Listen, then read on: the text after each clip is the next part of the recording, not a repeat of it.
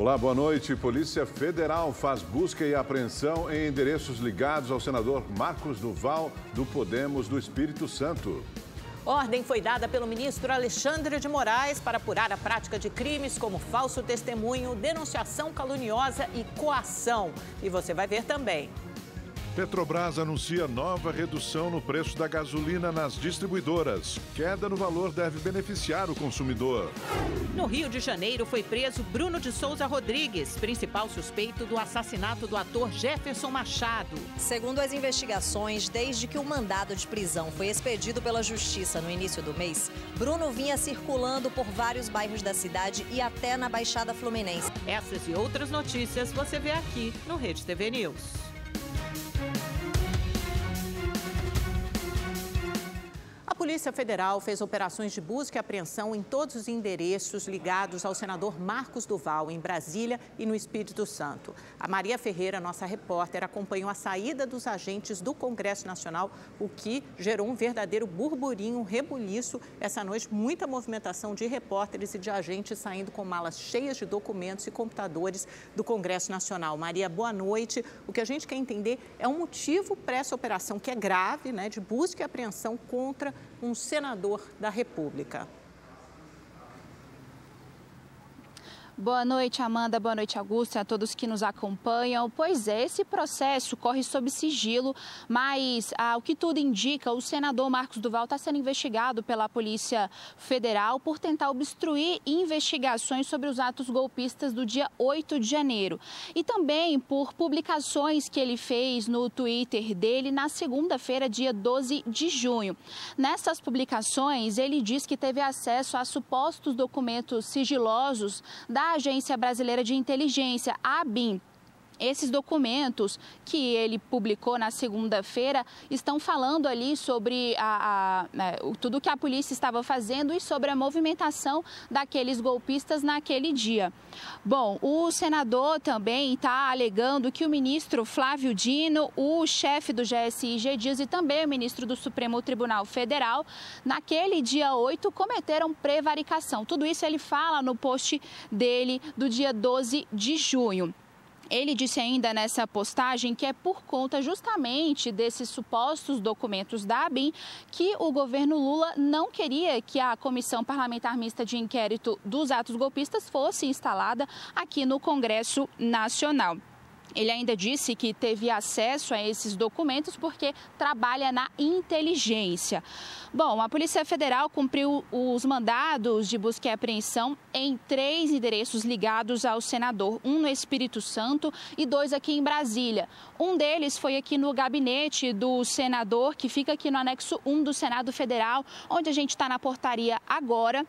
E outro mandado foi cumprido também lá no apartamento funcional do senador. Os agentes chegaram aqui por volta de 3 da tarde, saíram mais ou menos ali entre 5h50 da tarde e 6 horas. Todos estavam descaracterizados, entraram em carros descaracterizados também. E eles saíram, como você disse, com um malote que estava cheio de coisas. No momento a gente não conseguiu ver, mas teve bastante gente aqui, bastante jornalista. A imprensa estava em cheio aqui nesse momento para tentar acompanhar esse momento que a Polícia Federal saiu aqui do Senado. Bom, a Polícia Federal pediu a prisão de Marcos Duval, mas o Supremo Tribunal Federal negou esse pedido.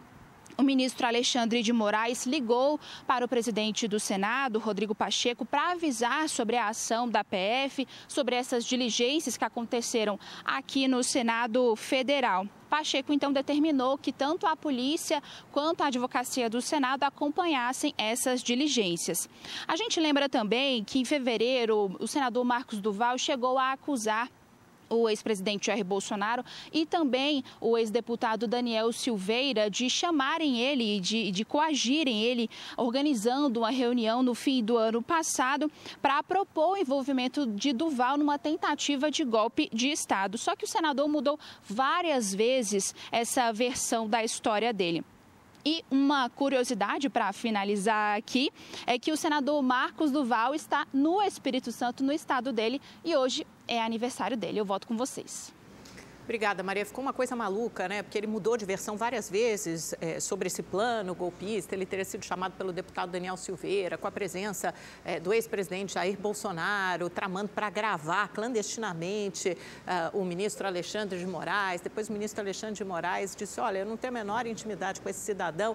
Depois o Marcos Duval passou a intimidar e coagir o Alexandre de Moraes, dizendo que ia convocá-lo para depor na CPMI. Publicou isso, está público no Twitter, e agora o Marcos Duval está dando uma série de entrevistas dizendo que se sente perseguido pelo Alexandre de Moraes, o ministro da Justiça, Flávio Dino. Eu conversei rapidamente com alguns senadores, Maria, para saber a repercussão política aí em Brasília. Os senadores da oposição dizem que é um absurdo, que o episódio é lamentável e consideram um excesso do STF. Já outros senadores da base aliada dizem que tem muito peixe grande, muito senador importante no Senado, dizendo que é preciso que a própria Casa Legislativa tome uma atitude contra o senador, ou seja, encaminhe uma representação para o Conselho de Ética para afastá-lo de uma vez por todas no mandato, porque acham que o senador perdeu qualquer condição, qualquer credibilidade de manter-se à frente do cargo. Então, é bom a gente prestar atenção nos próximos dias, haverá movimentação por parte de um grupo de senadores para tentar, de alguma forma, prejudicar ou punir o senador também politicamente. Augusto. Amanda, e temos uma reportagem sobre isso. Como disse a repórter Maria Ferreira, o senador Marcos Duval coleciona polêmicas envolvendo autoridades. Em fevereiro deste ano, o senador disse à revista Veja que o então presidente Jair Bolsonaro pediu para que ele gravasse conversas do ministro Alexandre de Moraes. O objetivo seria flagrar alguma fala que comprometesse o magistrado e as eleições, o que seria usado para impedir a posse de Lula. Ainda este ano, durante uma live, Marcos Duval disse que o ex-presidente Bolsonaro tentou coagi-lo a dar um golpe de Estado. Horas depois, o senador mudou sua versão. Marcos Duval tem 51 anos, foi militar do Exército e é mestre em artes marciais. Por meio de sua empresa, o senador diz promover treinamentos para instituições de segurança no mundo inteiro, entre elas a SWAT, NASA e FBI. O assunto virou piada durante uma reunião na Comissão de Segurança Pública do Senado. Diante de acusações feitas por Marcos Duval, Flávio Dino rebateu. Porque se o senhor é da SWAT, eu sou dos Vingadores. O senhor conhece Capitão América, Homem-Aranha? Então é assim que a gente faz o debate democrático e é assim que a verdade sempre vence. Junto com Sérgio Moro, Marcos Duval insinuou que o ministro teria feito um acordo com traficantes do Complexo da Maré. Segundo Marcos Duval, o ministro deveria ser preso e afastado do cargo. Durante as eleições para presidente do Senado, outra polêmica. Duval afirmou que recebeu emendas do orçamento secreto para votar em Pacheco. Em seguida, o senador publicou uma nota dizendo ter sido mal interpretado. Hoje, o presidente Lula fez a terceira reunião ministerial de seu governo e juntou 35 dos 37 ministros para fazer cobranças. Lula quer menos ideias e mais ação. Esta deve ser a última reunião ministerial antes do encontro previsto para o fim do ano. A reunião foi para o governo fazer um balanço dos 6 meses de gestão. Até agora, nós estivemos tratando da organização do Ministério, nós estávamos tratando da briga de orçamento, estávamos tentando recuperar parte de todas as políticas públicas que tinham sido desmontadas nesse governo, inclusive remontando algumas políticas que tinham sido desmontadas. Lula enfatizou que o governo está numa nova fase, em que os ministros precisam focar na execução dos projetos. Que daqui para frente, a gente vai ser proibido de ter novas ideias. A gente vai ter que cumprir aquilo que a gente já teve capacidade de propor até agora. O presidente afirmou que o governo ainda vai lançar os programas Luz para Todos e Água para Todos. O novo programa de aceleração do crescimento não deve mudar de nome. Lula disse que a previsão é lançar o PAC 3 já no próximo mês. Os ministros Luiz Marinho, do Trabalho, e Marina Silva, do Meio Ambiente, não compareceram, mas mandaram representantes. Interlocutores do Planalto dizem que esta pode ser a última reunião de Daniela Carneiro à frente do Ministério do Turismo. Cada ministro falou por 10 minutos. A reunião durou cerca de 8 horas. Ao avisar que não haveria pausa para o almoço, Lula voltou a falar do peso do ministro Flávio Dino em tom de piada. O almoço será uma comida leve servida aqui na mesa, ninguém precisa se levantar. Enquanto um fala, os outros comem, e assim a gente vai revezando, sabe, a nossa degustação na hora do almoço. O Flávio Dino também, mas nós vamos trazer pouca comida para ele. E o puxão de orelha na comunicação dos ministros e as falas fora de tom do presidente Lula com Flávio Dino e com o agronegócio são o tema do comentário de Kennedy Alencar. O presidente Lula tem razão ao dizer para seus ministros que a comunicação do governo deve ser feita de forma mais profissional e coletiva. Ele deu esse puxão de orelhas na reunião ministerial desta quinta-feira. Se deixar cada ministro atirar para o lado que quiser na comunicação, a orquestra desafina. Mas o próprio Lula precisa afinar melhor o seu discurso. Antes da reunião ministerial, numa entrevista para a Rádio de Goiás, ele fez uma generalização em relação ao agronegócio, dizendo que o problema do setor com o governo é ideológico. O presidente perdeu a chance de diferenciar uma ala do agronegócio que já entendeu que produzir de modo sustentável aumenta o valor dos seus produtos, de uma ala predatória, que não respeita o meio ambiente e tem uma visão retrógrada da economia, bem alinhada ao bolsonarismo. Lula perdeu mais uma chance de fazer um gesto de pacificação e diferenciar o joio do trigo no agronegócio. O presidente também escorregou ao fazer uma brincadeira de tom gordofóbico com Flávio Dino, ministro da Justiça, logo na abertura da reunião com seus 37 auxiliares de primeiro escalão. O presidente tem de medir melhor as suas palavras, porque ele lidera pelo exemplo e as suas palavras têm impacto. A comunicação agora é mais importante, diferente e instantânea do que foi no seu primeiro mandato, há 20 anos. Mais cautela e mais estratégia nessa área fariam bem ao presidente e ao país. A polícia do Rio de Janeiro prendeu o principal suspeito da morte do ator Jefferson Machado. Bruno de Souza Rodrigues estava no Morro do Vidigal, na zona sul do Rio de Janeiro. A polícia militar encontrou Bruno em um hostel no alto do Morro do Vidigal. Ao ser algemado, ele não resistiu. Eu te levo pra frente, de boa, tá? O produtor foi levado para a delegacia e se recusou a prestar depoimento. Pediu apenas para telefonar para a mãe. E a ela negou o crime. Ele já prestou os esclarecimentos todos, já estava colaborando com a polícia, ou seja, entregou o local do corpo, prestou informações, entregou o celular dele, do Rodrigo, as senhas dos celulares. Então não tinha nenhuma informação para ser acrescentada pelo próprio Bruno. Segundo as investigações, desde que o mandado de prisão foi expedido pela Justiça no início do mês, Bruno vinha circulando por vários bairros da cidade e até na Baixada Fluminense. Mas nos últimos dias ele permaneceu na comunidade do Vidigal usando um sinal de Wi-Fi, o que possibilitou a sua localização pelos investigadores. Foi a partir destas informações que uma operação conjunta entre as polícias civil e militar conseguiu prender o principal suspeito da morte de Jeff. Havia uma troca de telefone de chip constante, mas nós estávamos conseguindo monitorá-lo. O que acontecia é que ele estava circulando constantemente ao longo desses dias que ele se manteve foragido. Apenas há 5 dias atrás ele ficou baseado nessa comunidade. O dono do hostel onde Bruno se hospedou disse que ele chegou no dia 24 de maio, se apresentou como Alan da Silva e pagou R$ 1.500 em dinheiro pelo período de um mês. Ele falou que queria ficar bastante tempo aqui no Vidigal, queria trabalhar, não aparentava ser foragido, estava com problema, nada não. Aparentava uma pessoa muito tranquila mesmo. De acordo com a polícia, Bruno planejou a morte de Jeff no ano passado. Ele havia cobrado R$20 mil do ator para conseguir a participação em uma novela e Jeff queria resultado. No início do mês, os investigadores prenderam Geander Vinícius da Silva Braga. Ele disse que Bruno dopou e enforcou o ator com o fio de um telefone. O corpo foi encontrado no dia 22 de maio, enterrado e concretado no quintal de uma casa alugada por Bruno.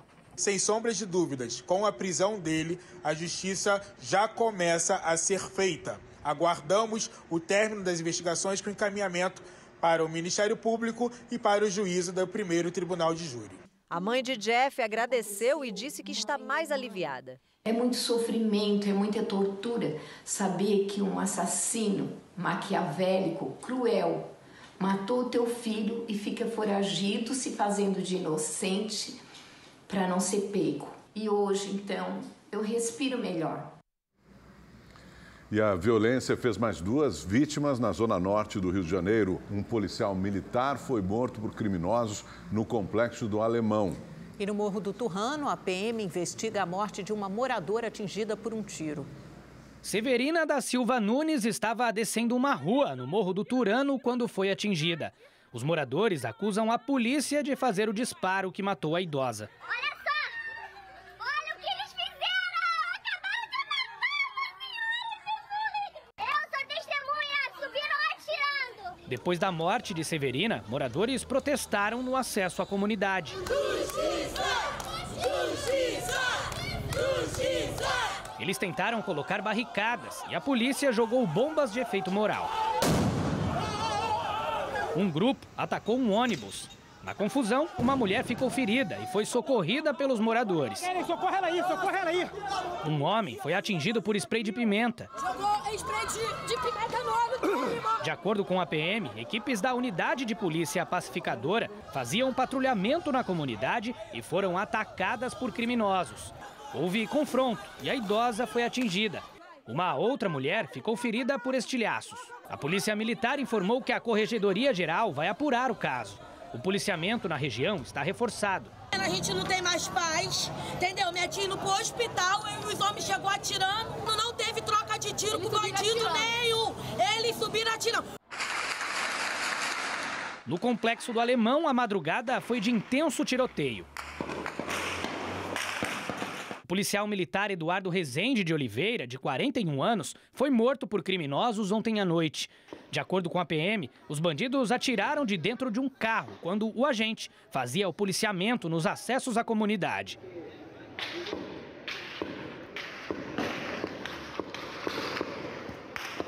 O policial chegou a ser socorrido, passou por uma cirurgia, mas não resistiu. Ele estava na corporação desde 2014, deixa esposa e 2 filhas. Mais de 1 milhão de pessoas estão na fila de espera do Sistema Único de Saúde para a realização de cirurgias eletivas. O número aumentou durante a pandemia e um programa do governo federal pretende agora dar mais agilidade aos atendimentos. A Cleonice é mãe de 3 filhos com idades entre 6 e 18 anos. Como não pretende passar por outra gravidez, ela aguarda mais de 1 ano a cirurgia de laqueadura. Após fazer todos os exames recomendados, ela tem tido dificuldades para agendar o procedimento. Não deram previsão para mim voltar e eu tô sem saber, porque me joga para um lado, me joga para outro e eu fico sem saber qual é a data correta para mim estar indo, né? A cirurgia que a Cleonice busca está na 7ª posição no ranking dos procedimentos com maior demanda no país.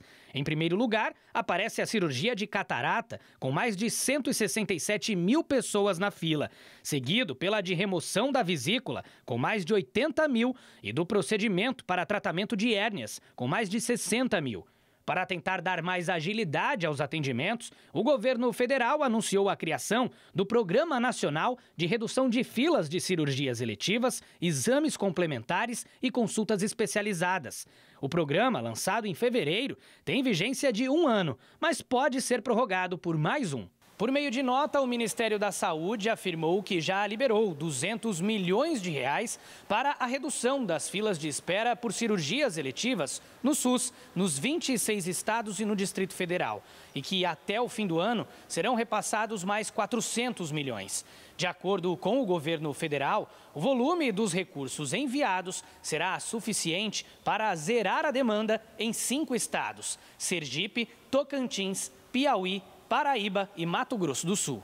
Para esta docente do Departamento de Política, Gestão e Saúde da USP, o represamento de pessoas na fila do SUS é um problema crônico e que a saída seria a regulamentação do sistema. Que os serviços de saúde consigam responder a essas pessoas, consigam ter mais transparência neste sistema de regulação, né, para saber alguma estimativa, né? O que está acontecendo, né? E poder ter uma ideia melhor e a gente, de fato, acreditar que existe um movimento hoje muito grande no SUS de tentar melhorar essa situação, que sempre foi difícil, mas com certeza piorou depois da pandemia.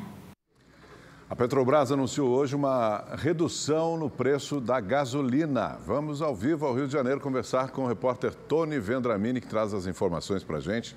Boa noite para você, Tony. Tomara que essa redução chegue nas bombas dos postos, né, para a gente. De quanto é essa redução? Boa noite, Augusto. Boa noite, Amanda. Boa noite a todos que nos acompanham. Essa redução será de 13 centavos por litro. A partir de amanhã, o preço do litro da gasolina vendida às distribuidoras será de R$ 2,66. A Petrobras informou que o preço médio nas bombas pode chegar a R$ 5,33. Com essa redução, a segunda desde que a companhia mudou a política de preços, o combustível chega ao menor preço desde junho de 2021. A estatal informou que o reajuste tem como objetivos principais a manutenção da competitividade dos preços da companhia e a participação de mercado necessária para a otimização dos ativos de refino em equilíbrio com os mercados nacional e internacional. Amanda, Augusto. Obrigada, né? Redução de preço é sempre boa notícia. No Ceará, uma passageira que viajava com um filho recém-nascido foi presa com quase 9 milhões de reais em drogas. Segundo a Polícia Rodoviária Federal, ela estava com outras 2 mulheres em um ônibus com destino ao Rio Grande do Norte, quando foram abordadas pelos agentes. Durante a inspeção das bagagens, os policiais encontraram 3 mochilas e 3 malas repletas de cloridrato e pasta base de cocaína. O material, que soma mais de 50 quilos, foi apreendido e as mulheres encaminhadas à delegacia, onde foram autuadas pelo crime de tráfico de drogas. As chuvas continuam provocando estragos na região metropolitana do Recife. No município de Moreno, a 30 quilômetros da capital, 7 bairros foram inundados pelo transbordamento do rio Jabotão. 70 famílias estão desalojadas. O abastecimento de água na cidade está suspenso até a normalização do nível do rio. No município de Jabotão, 2 bairros também sofreram com inundações. 20 deslizamentos de barreiras foram registrados na cidade.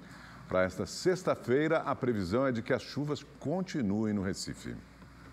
O estado do Acre, conhecido como um dos mais quentes do país, vive uma frente fria incomum. Pois é, Amanda, a temperatura de 10 graus assustou os moradores de Rio Branco durante a madrugada. Já no interior do estado, um idoso morreu com sinais de hipotermia.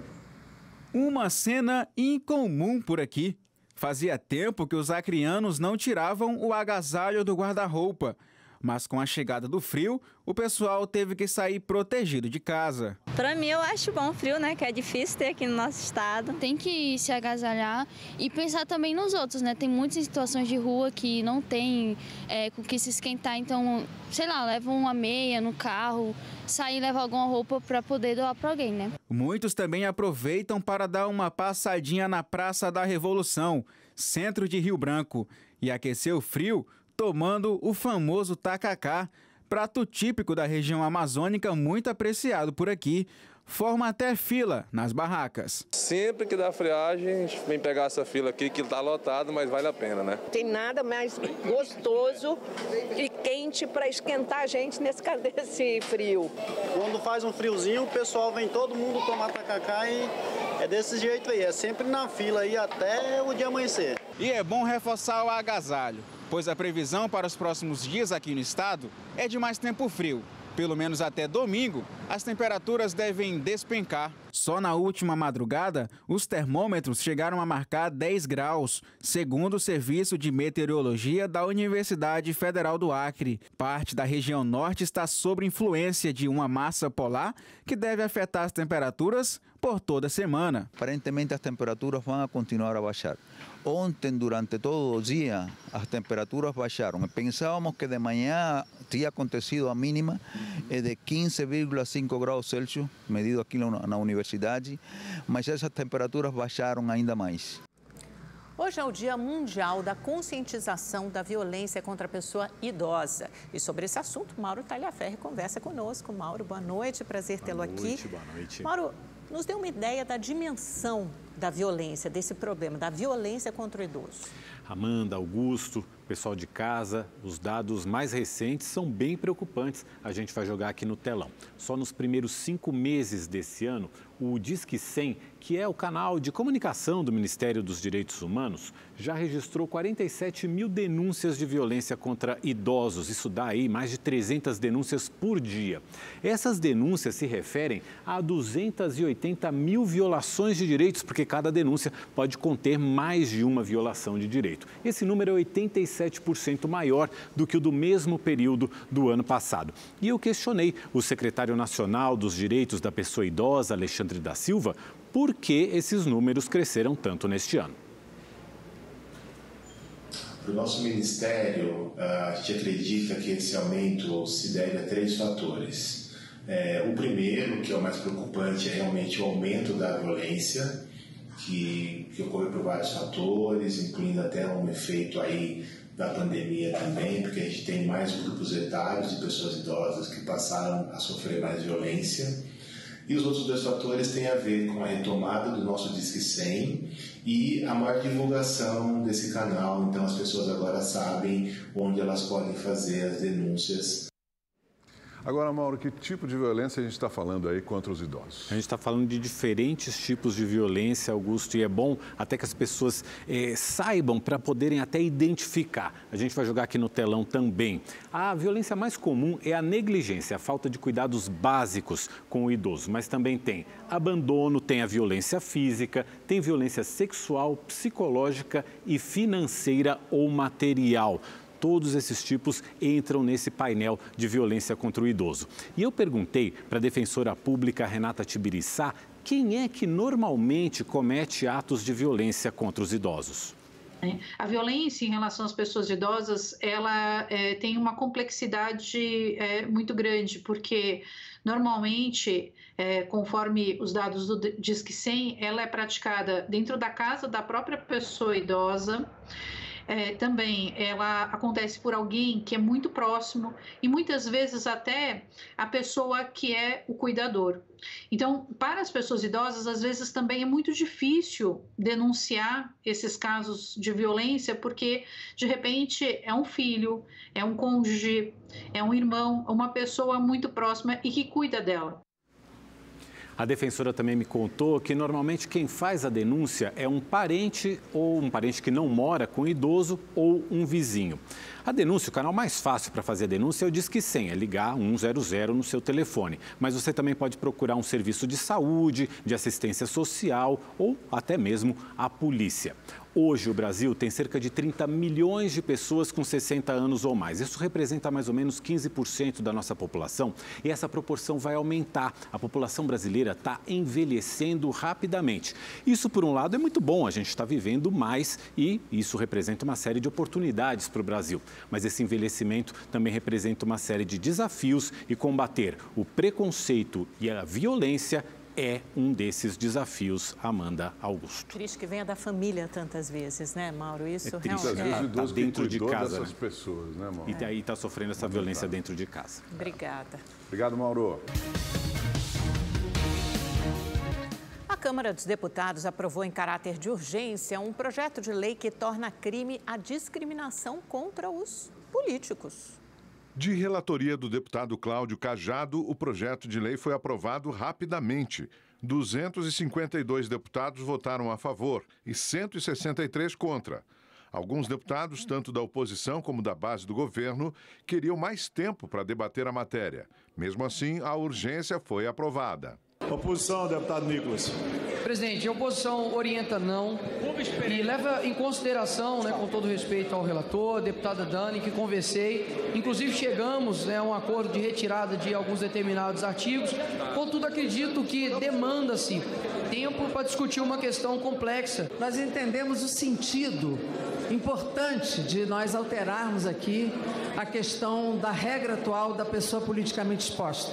No entanto, a regra não está sendo mudada. A regra faz parte de acordos internacionais. E nós estamos não mudando as regras e criminalizando quem cumpre a regra.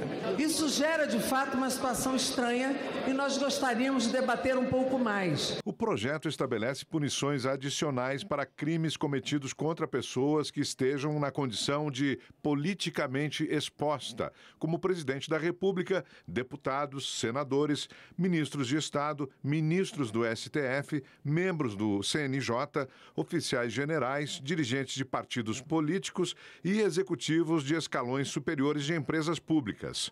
Com as alterações, familiares e colaboradores dessas pessoas também serão protegidos pela lei. O texto criminaliza quem dificultar a promoção funcional, negar ou obstar emprego em empresa privada, impedir a ascensão funcional do empregado, negar a abertura ou manutenção de conta corrente, concessão de crédito ou outro serviço de instituições financeiras. A pena é de 2 a 4 anos de prisão. O texto é de autoria da deputada Dani Cunha, do União Brasil do Rio de Janeiro. Ela é filha do ex-presidente da Câmara, Eduardo Cunha. Agora o projeto segue para o Senado. Desculpa, eu não conheço esse texto. Eu não sabia sequer da existência desse projeto na Câmara. Mas, obviamente, aprovado na Câmara, ao chegar ao Senado, nós vamos conhecer o texto e identificar por quais comissões ele deve passar. E a Comissão de Constituição e Justiça do Senado leu hoje o relatório sobre a indicação do advogado Cristiano Zanin para o Supremo Tribunal Federal. O relator, senador veneziano Vital do Rego, destacou a trajetória acadêmica e profissional de Cristiano Zanin. Evidencia-se, portanto, claramente a versatilidade e a abrangência nos diversos ramos do direito, o que permitiu ao indicado gozar do reconhecimento profissional, tanto entre os seus pares profissionais da advocacia, quanto entre membros do Poder Judiciário e membros do Ministério Público. Questionado sobre a rapidez no processo, o presidente da CCJ, senador Davi Alcolumbre, disse que segue orientações dos senadores, já que os trâmites do último ministro, André Mendonça, indicado do ex-presidente Jair Bolsonaro, levaram 5 meses. Diante de tantas críticas que foram levantadas em relação justamente a este episódio da indicação de Sua Excelência hoje o ministro André Mendonça, nós optamos por bem tentar dar a maior celeridade possível. Conhecido por defender o presidente Lula nos processos durante a Operação Lava Jato, Zanin atuou 25 anos como advogado e também foi professor de Direito. Para conquistar a confiança dos parlamentares, ele passou a semana visitando gabinetes. Se passar pela CCJ na próxima quarta-feira, o nome segue para a apreciação em plenário. Se aprovado, Cristiano Zanin vai assumir a cadeira deixada pelo ministro Ricardo Lewandowski, que se aposentou. Nós esperamos, na semana que vem, aprovar o doutor Zanin com o voto de pelo menos 60 colegas senadores. O Instituto Adolfo Lutz confirmou que a causa da morte da adolescente de 16 anos foi febre maculosa. Ela faleceu na última terça-feira. Ao vivo, o repórter David Diogo tem as informações. Oi, David, boa noite. Todo mundo muito preocupado com esses casos recorrentes de febre maculosa. Exatamente, Amanda. Boa noite a você, ao Augusto e a todos que nos acompanham. Érissa Nicole Santana morava em Campinas e esteve no evento realizado na Fazenda Santa Margarida, que também fica em Campinas. Ela estava internada em um hospital particular da cidade e morreu na última terça-feira. A garota tinha 16 anos e foi para o local acompanhar o pai, que prestava serviço para a fazenda. Eles teriam permanecido por cerca de 30 minutos no local. Com este óbito confirmado de febre maculosa, agora já são 4 vítimas. As outras 3 são a dentista Evelyn Santos, de 28 anos, Mariana Giordano, de 36, que também era dentista, e Douglas Costa, de 42 anos, piloto e empresário. Há ainda uma modelo de 40 anos internada com suspeita de febre maculosa, que também frequentou a mesma festa que as vítimas citadas. Além de uma mulher de 38 anos de Campinas, que foi internada após apresentar sintomas da doença. Ela foi a um show do cantor Seu Jorge. A Prefeitura de Campinas investiga também outro caso suspeito de uma pessoa que apresentou sintomas e passou pela fazenda, mas em data anterior à feijoada do Rosa. Se confirmado, este será considerado aí um caso isolado. Augusto? Todas pessoas muito jovens, né? Obrigado, David. Um estudo realizado pela Universidade de São Paulo busca desenvolver uma vacina para combater o carrapato estrela, que é o transmissor da febre maculosa. A doença pode causar a morte de 80% das pessoas contaminadas, atenção, se elas não forem tratadas a tempo. Os pesquisadores da USP descobriram que o carrapato, após picar outros animais, só sobrevive por conta de uma proteína que ele mesmo produz. O estudo revelou que, se eles não tiverem um número expressivo dessa proteína, morrem.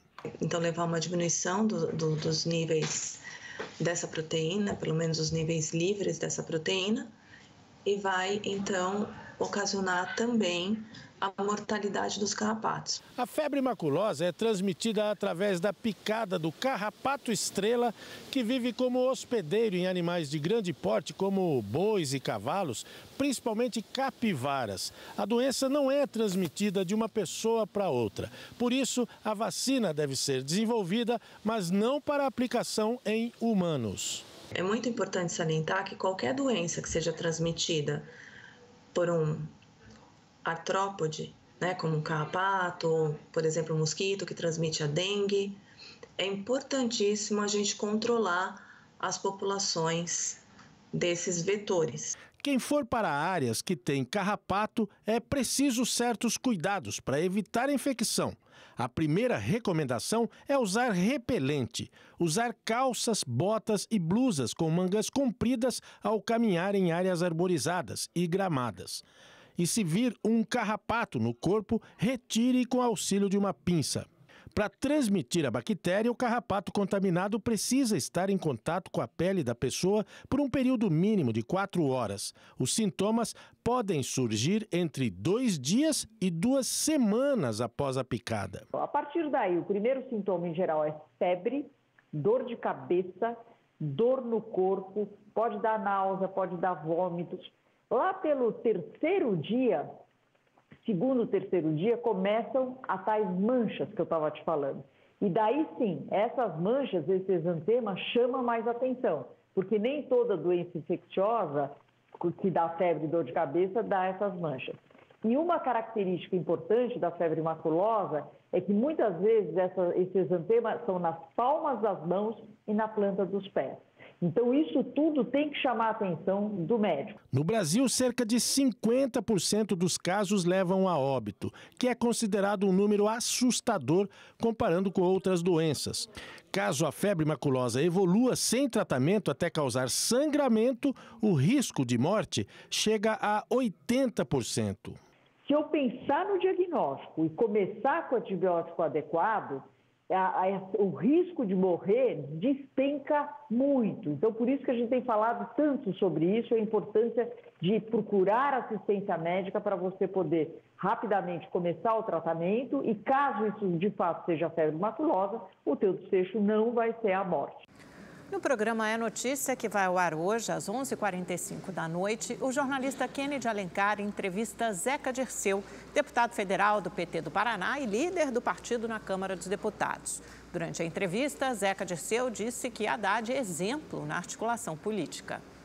O Haddad é hoje, de todos os ministros, com respeito a todos os outros, o mais habilidoso, o que mais teve êxito ali na relação com os partidos, com os líderes e com o presidente Lira. É um exemplo que os outros ministros deveriam seguir? É um exemplo. Eu acho que ele se antecipa, ele vai antes, explica o que está pensando em fazer antes de colocar no papel. Ele ouve, ele aceita sugestões, altera medidas. Quando chega lá no Congresso, né, um texto pronto, que ele participou junto, como ele está participando agora da reforma tributária, na verdade não é mais um texto só do relator, não é mais um texto só do governo do Haddad, já é um texto mais ou menos pactuado, que é claro, vai ter uma resistência aqui e acolá, mas que vai ser superado. Então eu acho que é um exemplo, sim.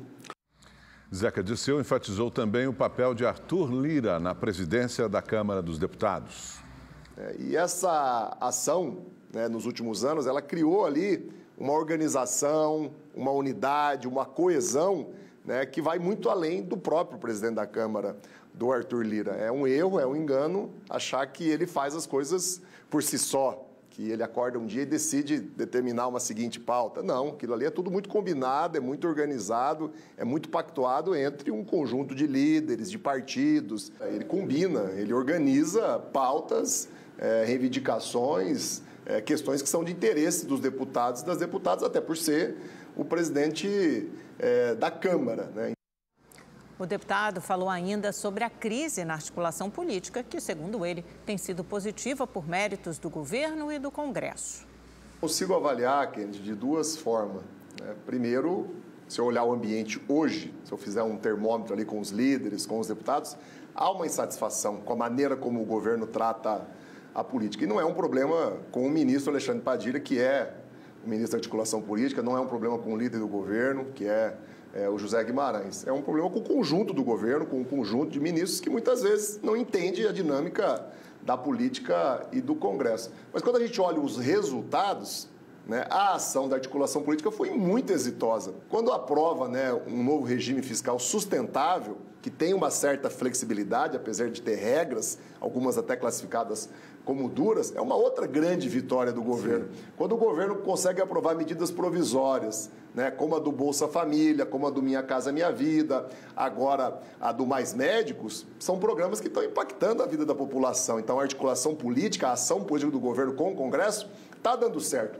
Então, quando a gente olha os resultados, e quem está assistindo começa já a sentir isso, né, a articulação política, a decisão do Congresso e a iniciativa do governo, ela está sendo positiva. Você acompanha o programa hoje, o É Notícia, às 11h45 da noite. Cientistas encontraram fósforo na Lua de Saturno, em Célado. Com a descoberta, fica constatado que o satélite natural tem todos os elementos necessários para a vida. O elemento químico é considerado fundamental para o surgimento da vida por ser o responsável por deixar o solo da Terra fértil e por compor os fosfatos que fazem o DNA, por exemplo. Os outros 5 elementos considerados necessários para a vida na Terra, o hidrogênio, carbono, nitrogênio, oxigênio e enxofre, já haviam sido encontrados na Lua de Saturno. O Rede TV News fica por aqui. Uma ótima noite para você. Nos vemos amanhã. Boa noite para você. Até amanhã, 7h20 da noite.